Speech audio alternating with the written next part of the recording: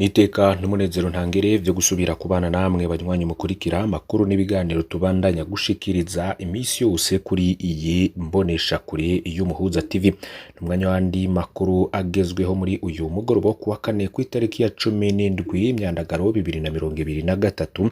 Nkuko mubizi imisi yose tubatunganiriza amakuru avugwa mu bisata vyinshi bigiye bitandukanye, politike, agateka kazina muntu, ubutungane, amakuru avugwa cane mu kibano n'izindi nkuru nyinshi ziba zivugwa cane zanditswe mu bimenyesha amakuru ku mbuga ngurukana bumenyi, hayo dushikirizwa n'amasoko yacu ari hirya nino mu bice bitandukanye ndetse no mu nzego zitandukanye.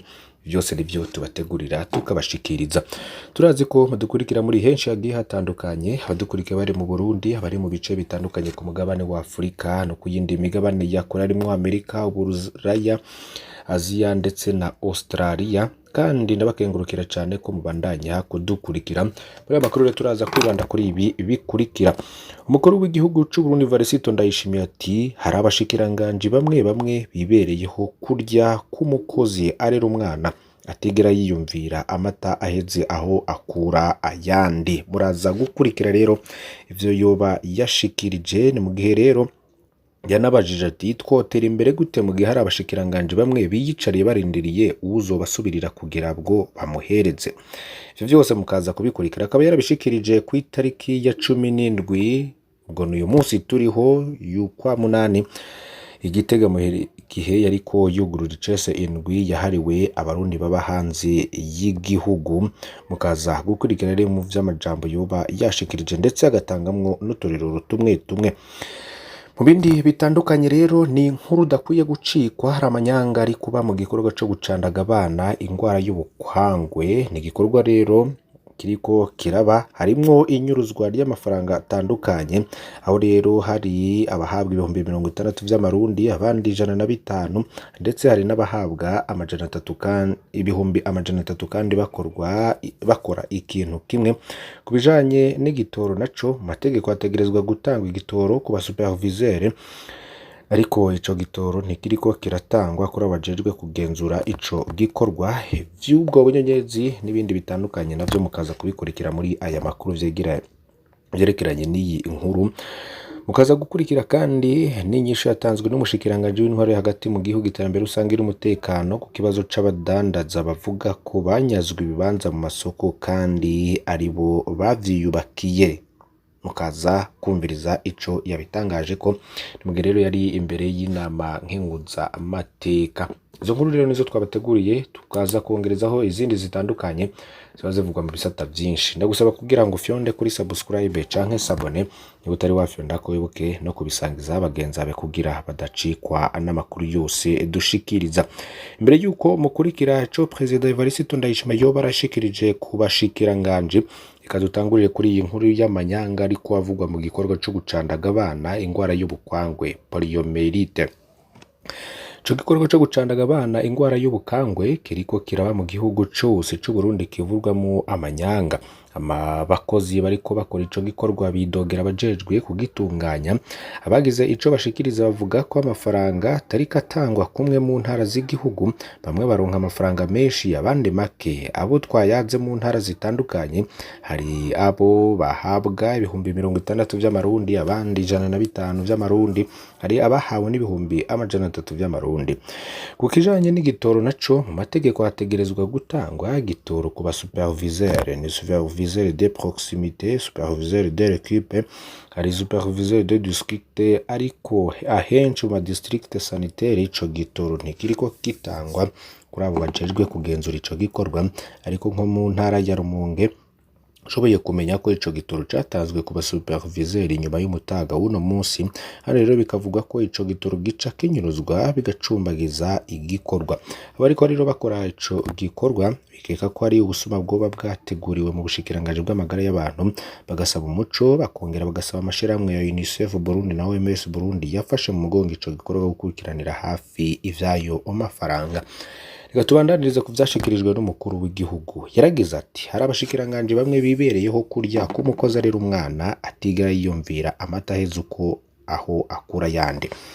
Yarabajije ati twotera imbere gute mu gihe hari abashikiranganje bamwe biyicariye barindiriye uzobasubirira kugira bamuhereze. umukuru w'igihugu Ndayishimiye akagereranya abo bantu n'umukozi areze umwana akamuha amata umuvyeyi yamusigaranye atigera yiyumvira iyo akura yandi mu gihe aheze.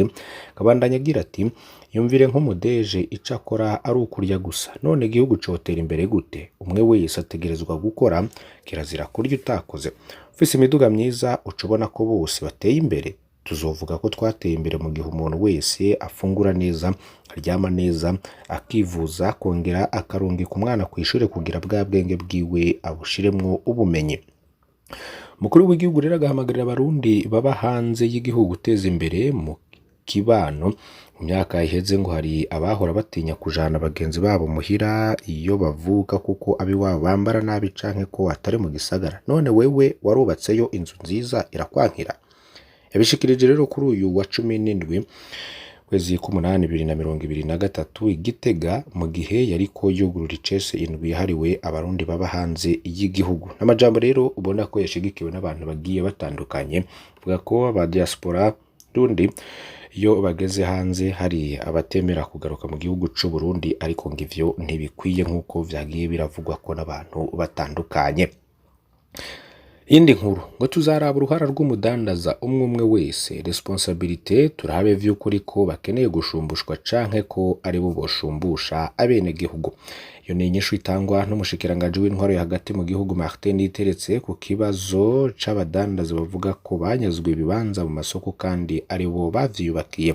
Umushikiranganje Martin Niteretse agasigura ko hari abantu bakoranye amanyanga na ba mustanteri n'abakomiseri bafata ibibanza vyari vyagenewe abo bene gihugu boshorera ivyo bimbuye baca baravyubakamwo, bandi ngo bagafata ibibanza bakiyagurira kandi bidahuye n'igicapo c'isoko icubakwa. Abo bose rero ngo barazi bonyene amanyanga bakoze. Kubw'ivyo ashikiriza ko hazorabwa uruhara canke responsabilité y'umwe kugira ngo barabe ko bikenewe ko bashumbushwa canke ko ari bo boshumbusha bene gihugu.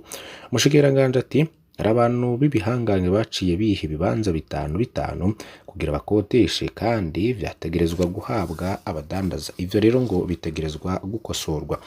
Ikibazo c'uko ivyo bibanza vyadugijwe amafaranga bikoteshwa, umushikiranganje w'ikiga ca leta Audace Niyonzima amenyesha ko ibiciro vyashinzwe hisunzwe ayo ababikoreramwo bahora bariha abo bapangiye, kandi bikaba vyakozwe mu ntumbero yo kwegeranya uburyo bukenewe kugira leta irangura imigambi yemereye abene gihugu.